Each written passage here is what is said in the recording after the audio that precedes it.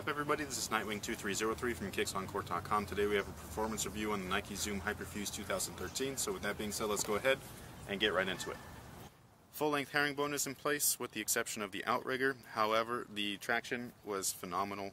Indoors, outdoors, dusty courts, clean courts, really didn't matter. This is some of the best traction I've had in quite some time.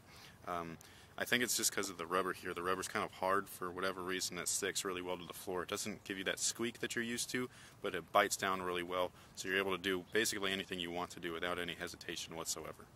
The cushion setup is 4-foot zoom, nothing in the heel, just like all past Hyperfuse models. This one, however, is not a full-length bag where it covers all of the 4-foot area. This is just that small rectangle that they've been using most of their new models. The zoom, just like most of their other stuff, I just can't feel it. It's actually not comfortable, so by the end of the night my feet were hurting a little bit. Again, I think that's because of the foam here. It's extremely dense, it's unforgiving, and it just takes forever to break in. Even after broken in, it doesn't provide any sort of bounce or cushion. So you might want to replace these with a new insole. Maybe that'll help. Other than that, I thought the cushion was below average. As far as the materials are concerned, you have a Hyperfuse upper, which is why the shoe is named Hyperfuse, and it's basically in place in the high wear area, so it works perfectly fine. It's very pliable and moves with your foot really well, so there was no pinching or binding. It was actually a really comfortable fit. As far as the fit is concerned, they fit true to size. Right from the get-go, they are a little bit snug, but if you just give them some time to break in, maybe a few hours, 4 to 5 max, they're going to move really well with your foot, and it feels great. This Hyperfuse, they switch things up a little bit. They're using what they call adaptive fit. This area here is attached to the shoe in only a few spots. One of them is this welt here, and then it's attached by this little pull tab thing, and then the sides are attached through the base of the shoe. Personally, I didn't notice what this was doing. I think it just gives you free range of motion, unrestricted free range of motion, so as you can see, it's kind of like wearing a low cut.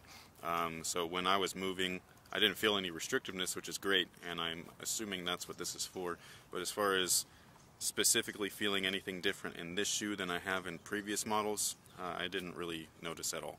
As far as the ventilation is concerned, it's pretty abundant, so you have nice open areas of mesh on both the medial and the lateral side, and these go all the way through the shoe unrestricted, so you have very nice airflow and ventilation throughout.